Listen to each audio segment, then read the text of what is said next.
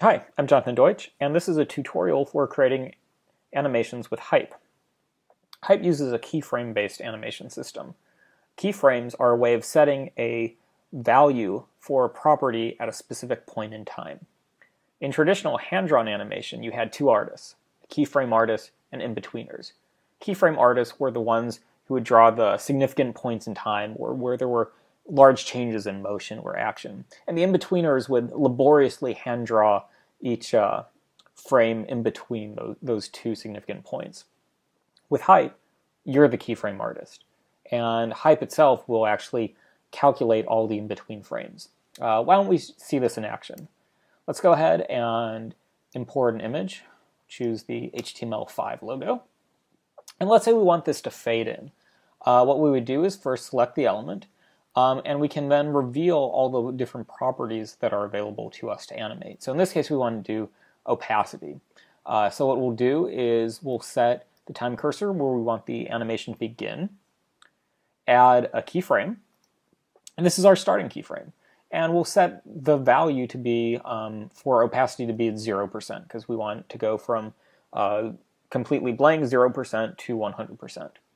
So then we'll move the time cursor to a later point in time, let's say at the 2-second mark, add our ending keyframe, and then set the value to 100%. And you can see this is an animation because it's got a little bar in between it. If we just had two keyframes, nothing's animating there because it's going from 0% to 0%. Now we can see it's going from 0 to 100. So we've got our start keyframe and our end keyframe. And that makes an animation. We can play it back. We could keep making keyframes if we wanted, so we could go to 3 seconds and do another keyframe and set it back, so we have something there. But if we, let's say, didn't want it to actually fade out right then, let's say we wanted to fade out at a later point in time, we could go to, let's say, maybe 5 seconds in time, add a keyframe here, and now this becomes a start keyframe for a new animation. So you can see there's nothing happening there, and we'll add an end keyframe and set it to 0%. Let's play this back. Let's fade it in. Here's our dead space.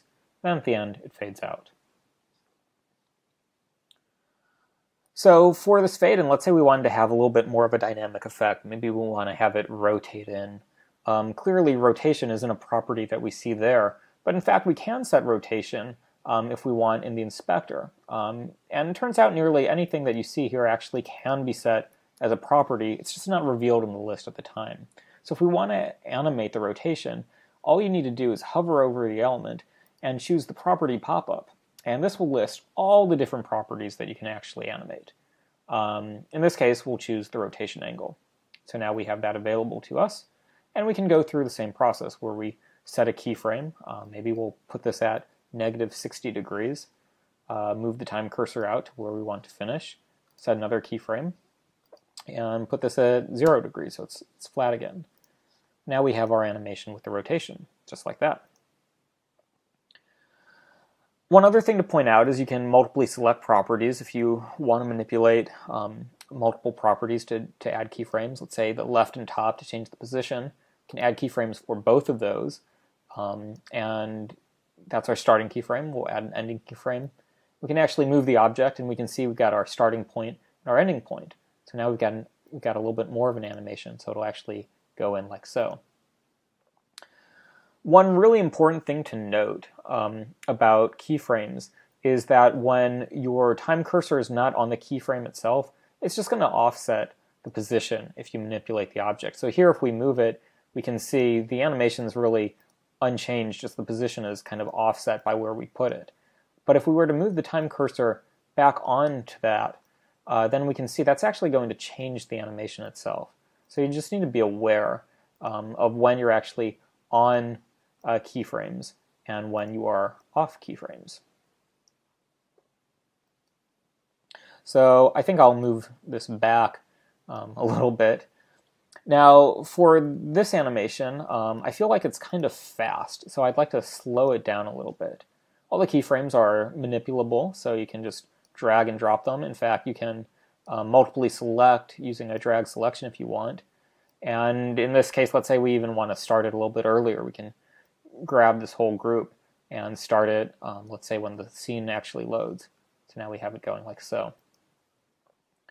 One thing that I think looks a little bit odd about this animation is it kind of starts slow and ends slow, and maybe I'd like to change that.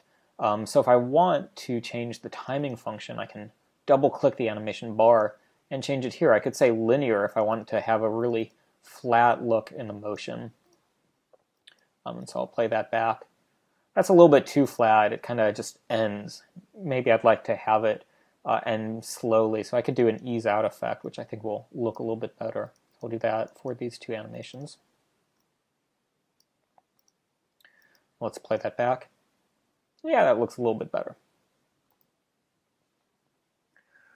So that's doing keyframes in a very manual way, and it's easy to get, a lot of power out of this. But what I think is even easier is the recording functionality. So let me show that off. So we'll just delete that object entirely.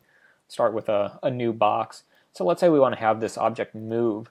You can just hit the record button, and Hype will instantly make all the keyframes necessary for you as you move the object in time.